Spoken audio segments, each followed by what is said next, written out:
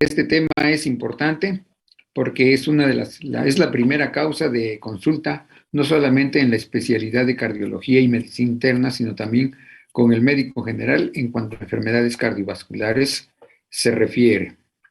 Vamos a comenzar el tema.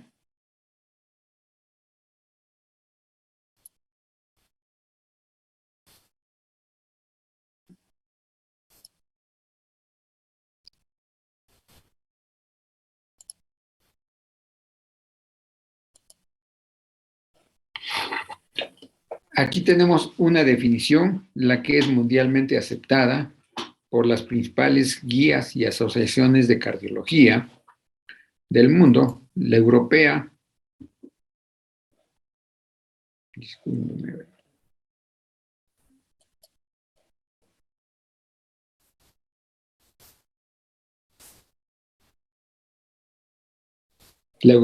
la norteamericana y la de Inglaterra. Entonces ellos definen la hipertensión arterial como la presencia permanente de presiones sanguíneas elevadas por arriba de los rangos de 140 sobre 90 milímetros de mercurio, ya sea que puede ser solamente hipertensión sistólica, cuando está elevada la presión sistólica, o diastólica, o ambas. Aquí abajo hay otra definición, que es la elevación crónica y persistente de la presión arterial por arriba de los valores normales.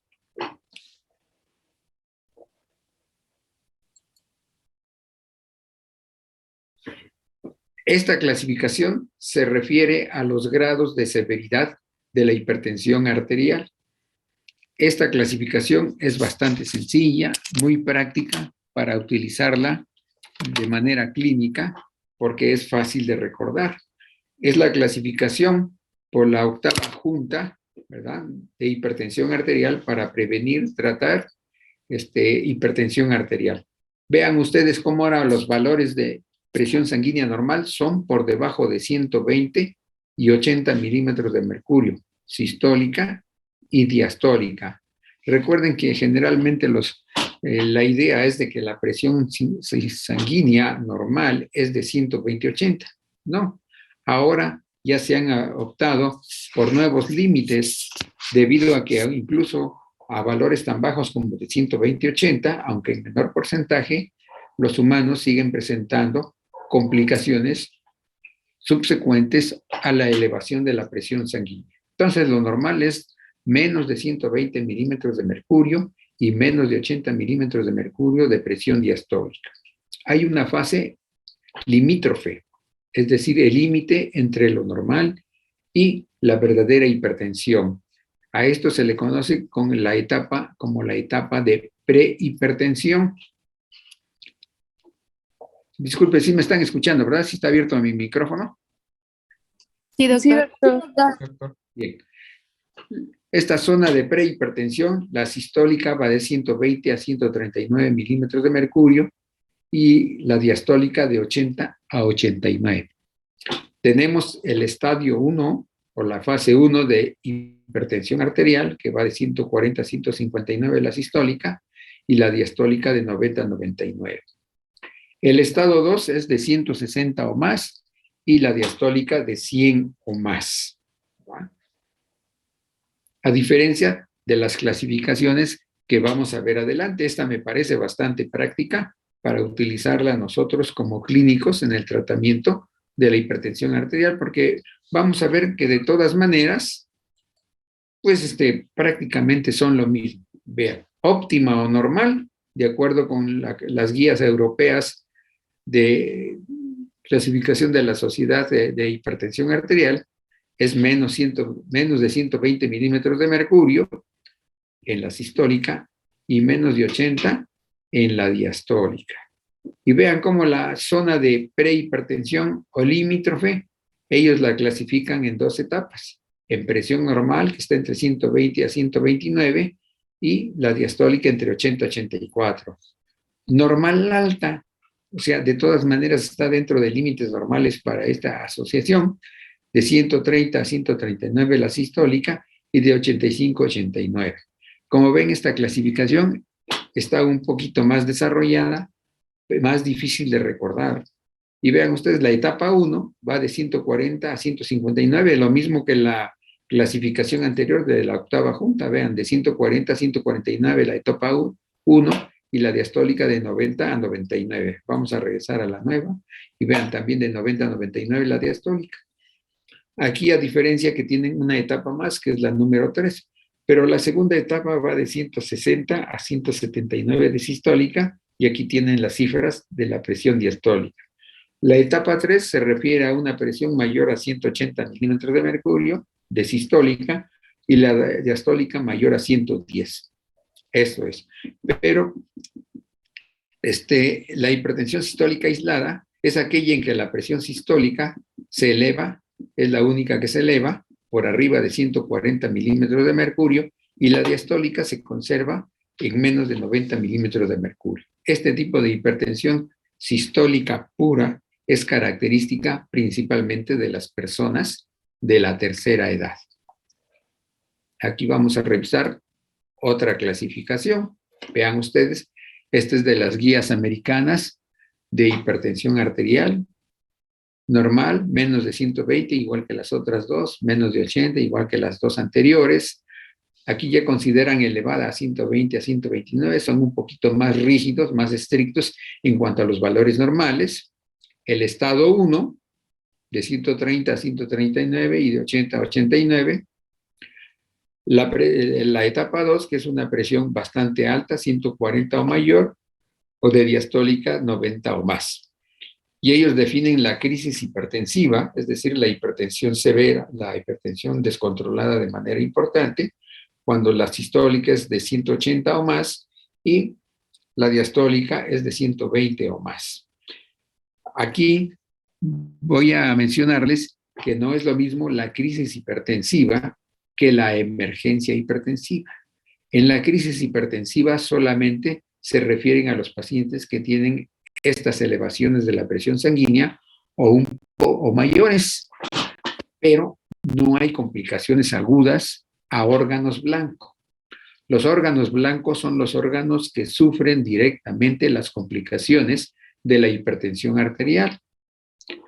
Entonces, en cambio, la emergencia hipertensiva, que incluso puede llegar a tener cifras de presión sanguínea menores que esta, en esas condiciones el paciente sí presenta complicaciones agudas en los órganos blancos y que la gran mayoría de ellas pone en peligro la vida de no recibir tratamiento el paciente de manera rápida y adecuada. La emergencia hipertensiva. Más adelante, en otro tema, cuando terminemos vamos a revisar lo que es una emergencia hipertensiva con mayor detalle y una crisis hipertensiva y cómo deben de tratarse.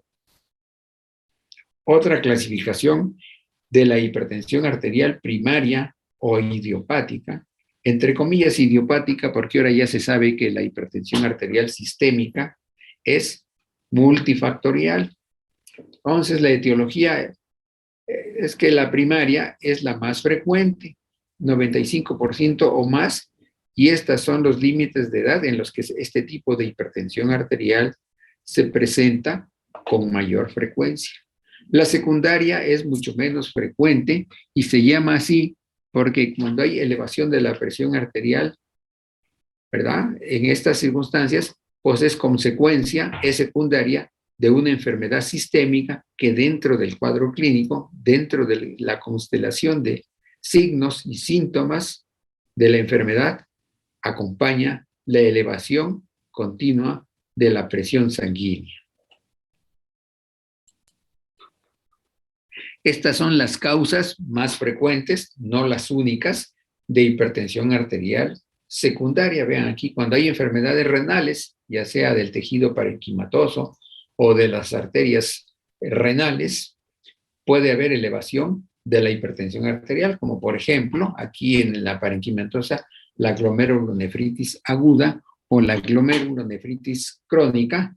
Estos dos padecimientos se acompañan también de elevación sistemática y continua de los niveles de presión sanguínea. Las enfermedades, la renovascular, cuando hay una obstrucción, ya sea congénita o adquirida, de alguna o ambas arterias renales principales. La endocrinológica, la fisiopatología es diferente en cada una de ellas. Tendríamos que revisar cada uno de los padecimientos que aquí menciono para conocer exactamente la fisiopatogenia de por qué está elevada la presión sanguínea. El síndrome de la coartación aórtica es una anomalía congénita en la que hay una estrechez de la aorta, que puede ser corta o larga en su trayecto, que se da después de la emergencia de la arteria subclavia izquierda y que se comporta con elevación de la presión sanguínea en la parte superior del cuerpo y presión sanguínea normal o disminuida en la zona inferior del cuerpo. Es una anomalía congénita. En el sexo femenino, aquí tenemos dos de las causas que son las que con mayor frecuencia causan hipertensión arterial. Por un lado, en la mujer sexualmente activa, el uso crónico de anticonceptivos orales o incluso de depósito, ya sea por inyección o por otro método. Entonces, sobre todo cuando la persona tiene 5 años o más utilizando estrógenos para el control de los embarazos. La toxemia del embarazo, ya sea manifestada como una preeclampsia o como una eclampsia, también es una causa frecuente de hipertensión arterial secundaria en el sexo femenino. Pero recuerden ustedes que nuestro tema va a tratar de la hipertensión arterial primaria, la que anteriormente se conocía como idiopática o esencial. ¿Por qué es importante este tipo de hipertensión arterial? Ya les mencioné anteriormente que es la causa más frecuente de consulta externa o en los hospitales, y ahí tienen ustedes los límites de edad en que es más frecuente o en la que son los límites de edad en la que debemos pensar en este tipo de etiología. Entonces, mientras no descartemos de manera definitiva por clínica o por estudios de laboratorio y gabinete que se trata de una enfermedad primaria, entonces ya podemos pensar en una hipertensión arterial de tipo secundario que, recuerden ustedes, es mucho menos frecuente. Solamente el 5% de hipertensos padecen hipertensión arterial secundaria, y eso en centros especializados, porque en hospitales generales o en la consulta general su frecuencia es todavía menos frecuente. Ahora vean ustedes cómo los niveles altos de presión sanguínea se relacionan directamente con aumento de la morbilidad y la mortalidad vascular, sobre todo en personas que son económicamente activas. Y es la causa más frecuente de invalidez y muerte prematura. ¿Ya? Cada incremento de la presión arterial de 20 milímetros de mercurio de la presión sistólica y 10 milímetros de mercurio de la presión diastólica aumentan el riesgo de tener complicaciones vasculares, ¿verdad? Ya sea cerebrales o cardíacas, que son las más frecuentes, pero hay otros órganos blancos. Y se ha descubierto o se ha encontrado con la experiencia que el control de la presión sistólica es más difícil que la presión arterial diastólica. Esto sobre todo en la hipertensión arterial sistólica pura. Aquí tenemos una mortalidad general por año como consecuencia de la hipertensión arterial. Seguimos con otros datos importantes. Fíjense que afecta hasta hace algunos años a 1.000 millones de personas a nivel mundial de la población adulta, la hipertensión arterial sistémica y primaria. Desafortunadamente, de todos los hipertensos del mundo, la gran mayoría no recibe tratamiento.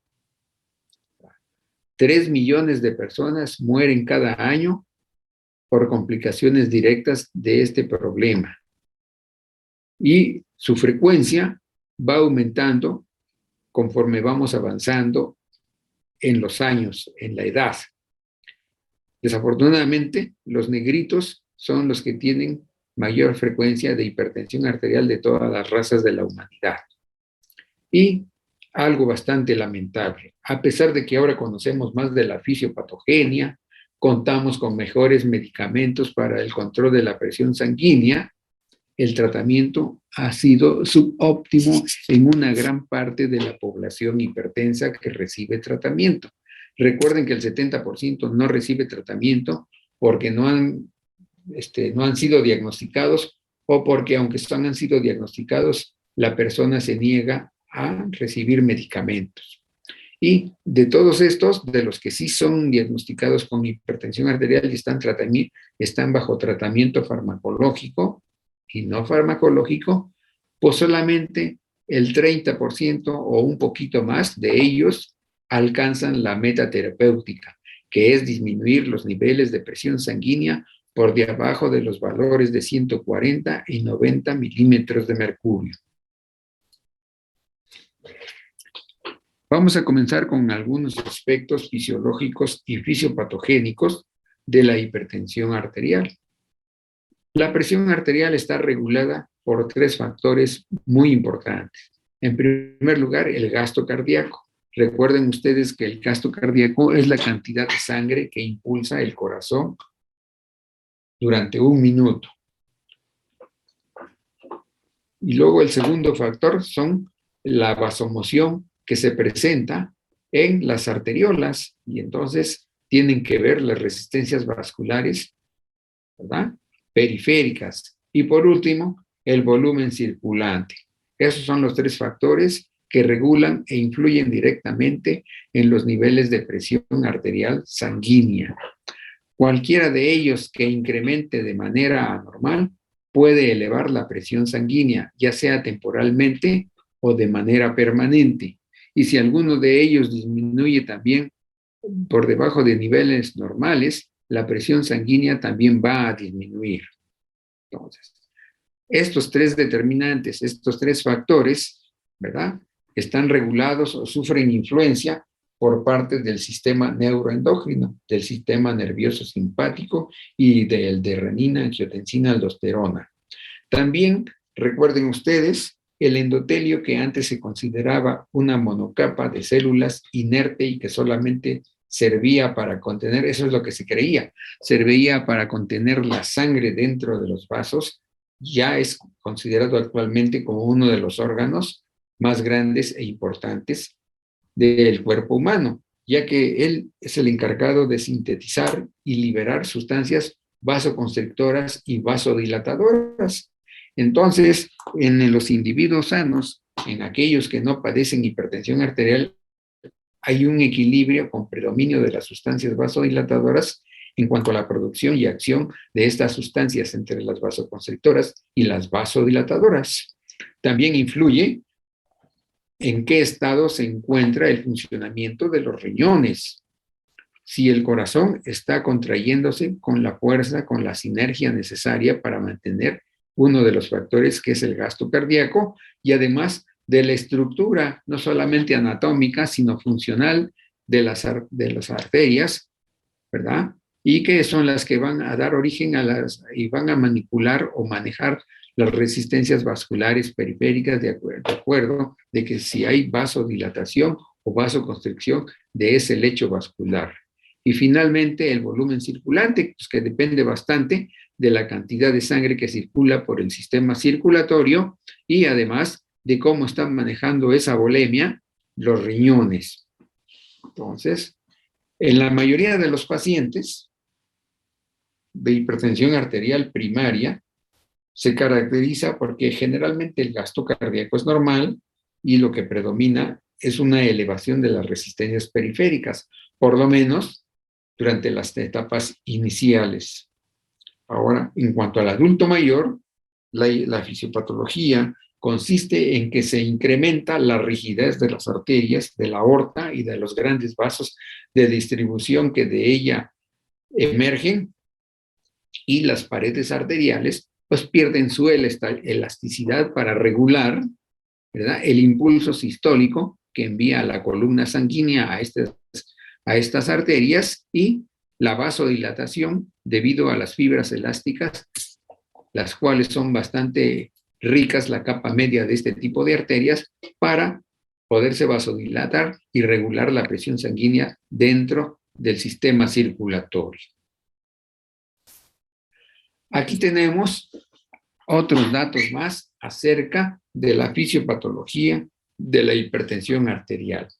Por un lado tenemos factores inductores, que son los que producen la hipertensión arterial, y por otro lado, aquellos factores que responden a esos factores inductores y que son los encargados, los mecanismos reguladores de la presión sanguínea. Vean ustedes, entre los factores inductores hay aspectos genéticos y aspectos ambientales. Entre los genéticos ya se ha documentado que hay alteraciones genéticas de ciertos genes que afectan el funcionamiento del sistema de renina-angiotensina-aldosterona, de los PEP, de la producción y liberación de péptidos natriuréticos, y de esta hormona, la sintetasa del óxido nítrico, y el óxido nítrico es un vasodilatador bastante potente que maneja o que es sintetizado en las células endoteliales. Y factores vasculares de crecimiento que pueden influir para que haya hipertrofia de las paredes arteriales en los pacientes hipertensos. Los aspectos ambientales, estos factores están ligados al individuo o al medio ambiente. Vean ustedes cómo influye la edad avanzada, porque a medida que una persona va envejeciendo, la posibilidad de que sufra hipertensión arterial es cada vez más frecuente, de su estado neurohormonal, de si es obeso o no, y si padece algún tipo de dislipidemia, como elevación del colesterol, de los triglicéridos, etc.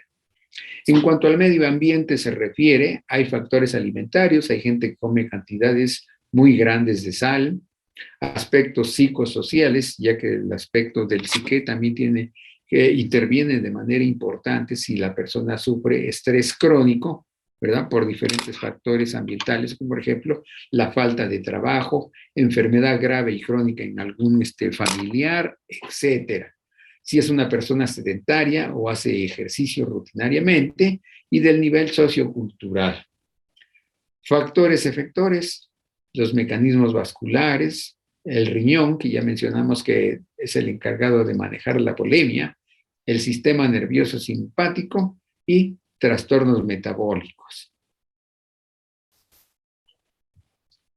Aquí Fernando Guadalajara nos muestra esto que mencionamos anteriormente, pero clasificado de una manera. Los factores neurógenos, ¿verdad? Una sobreactividad del sistema nervioso simpático influye en la elevación de las resistencias periféricas arteriolares de manera crónica, y esto incrementa la poscarga, la dificultad para el vaciamiento del corazón hacia las arterias, y además estas resistencias periféricas elevadas de manera crónica y permanente, y a veces de grado severo, pues contribuyen para la elevación también crónica de la presión sanguínea. Factores humorales se refieren al sistema de renina-angiotensina-aldosterona, que también está sobreactivado en los hipertensos. En los hipertensos puede predominar alguno de esos sistemas, ambos, ¿verdad? Y desequilibrarse, funcionar inadecuadamente de manera simultánea. La disminución del volumen circulante, la cantidad de sodio influyen para que se utilice de manera importante el sistema de renina-angiotensina-aldosterona. También hay la teoría, y se ha encontrado, que algunas hormonas adrenocórtico-renales, independientemente del aldosteronismo primario, también contribuyen a la elevación crónica de la presión sanguínea, y el endotelio juega un papel fundamental debido a que sintetiza y libera a la circulación, para su efecto autócrino, parácrino y endocrino, de sustancias vasoconstrictoras y vasodilatadoras. Y hay otros factores que posiblemente también tienen cierta importancia y son de interés para explicar la fisiopatología de la hipertensión arterial. Aquí tenemos en este esquema, que ustedes ya lo conocen muy bien, cómo el sistema nervioso simpático, a través de la elevación crónica de las resistencias periféricas arteriolares y del gasto cardíaco, contribuyen para mantener la elevación crónica de la presión sanguínea. Lo mismo sucede con el sistema de renina-angiotensina-aldosterona, en el cual ya no vamos a caer en repeticiones, y que finalmente recuerden ustedes que la angiotensina 2 es otro vasoconstrictor poderoso que produce nuestro organismo, y dentro de ellos el endotelio, que incrementan las resistencias periféricas, produciendo hipertensión arterial y la excesiva retención de sodio y agua a través de la aldosterona, configurando aún todavía más la presencia de hipertensión arterial. También el sistema nervioso central, el sistema nervioso parasimpático, pues y el parasimpático sufren desajustes como consecuencia de la hipertensión arterial, o también existe la teoría que podría ser la consecuencia de los cambios de la presión sanguínea, son consecuencia del desajuste de estos sistemas. Entonces se reajustan los vasoreceptores a los nuevos niveles de presión sanguínea, entonces están disfuncionando, no están trabajando adecuadamente para captar las diferencias de presión dentro del sistema cardiovascular, principalmente en las personas que sufren neuropatía, ¿verdad? Neuropatía visceral, como sucede con gran frecuencia en las personas de edad avanzada y en los diabéticos. En algún grupo de este tipo de personas, de hipertensos, la tríada, desde el punto de vista clínico, es que cuando están en decúbito dorsal, tienen elevación de la presión sanguínea, pero en cuanto se sientan o se paran, tienen disminución de los niveles de presión sanguínea, precisamente por el desajuste de los vasoreceptores, y o bien algunas personas presentan hipotensión postprandial, es decir, después de la toma de alimentos. El sodio es muy importante. No sabemos quiénes son aquellos, o lo podemos intuir después de que averiguamos desde el punto de vista clínico al hacer el interrogatorio de los pacientes, que algunas pacientes con alteraciones cardiovasculares no manejan adecuadamente el sodio. Esto se debe a que el sodio incrementa la reactividad del músculo liso de sus paredes a las catecolaminas y reaccionan de manera intensa, ¿verdad? Con una sobreactividad a el efecto de las catecolaminas, aumentando las resistencias periféricas, produciendo vasoconstricción y perpetuando la elevación crónica de la presión sanguínea, lo que produce la hipertensión arterial. ¿Por qué manejan el sodio mal estas personas? Entonces, cuando incrementa el sodio plasmático y tisular, pues se debe a que se ha documentado que un grupo de personas tienen incapacidad renal para excretarlo. Se ha encontrado que el número de nefronas, la población de nefronas en ambos riñones, sobre todo de las personas que nacieron prematuramente, no nacieron a término, nacen con un número menor de neuronas. No todos, pero sí algunos de ellos, o una buena proporción de ellos, y eso hace que no respondan bien sus riñones al manejo del sodio. Esto produce excesiva retención de agua, ¿verdad? Aumenta la volemia circulante, y recuerden que la volemia o el volumen circulante es uno de los factores, aparte de las resistencias arteriales periféricas, que son los encargados de regular o mantener los niveles de presión sanguínea dentro de límites fisiológicos.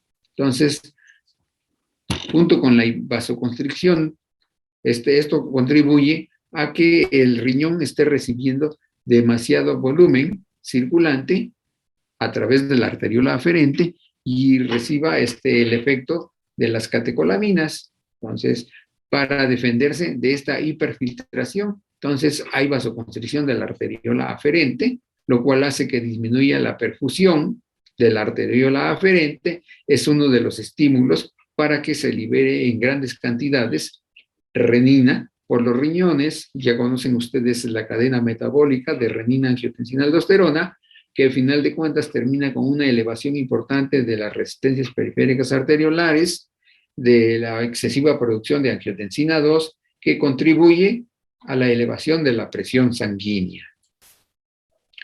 Y entre las glándulas suprarrenales, aparte de la aldosterona, se ha encontrado que otras hormonas, como el cortisol, también tienen un efecto semejante de incrementar, estimular a través de la reabsorción de los túbulos renales, la reabsorción de sodio y agua, lo cual incrementa de manera importante la volemia contribuyendo a la elevación de la presión arterial sanguínea. El endotelio también ahora ya se ha demostrado que tienen una función importante en la producción y en la perpetuación de la hipertensión arterial, debido a que el endotelio sintetiza y libera sustancias vasoconstrictoras y sustancias vasodilatadoras. Entonces, en los hipertensos, estas sustancias vasoconstrictoras predominan sobre las vasodilatadoras, sobre todo porque hay un estado de oxidosis o oxidativo generalizado en el endotelio debido a la excesiva producción de radicales libres de oxígeno, como el peróxido nitrito, el peróxido de hidrógeno y los radicales oxidrilo. Entonces, esto hace que disfuncione el endotelio y comienzan a predominar las sustancias vasoconstrictoras como la endotelina y la angiotensina 2, que es liberada por el mismo endotelio en el árbol vascular arterial, produciendo vasoconstricción de manera crónica. La angiotensina 2 y la serotonina, y además el factor de crecimiento fibroblástico, estimulan al músculo liso de las paredes de las arteriolas a que sufran hipertrofia.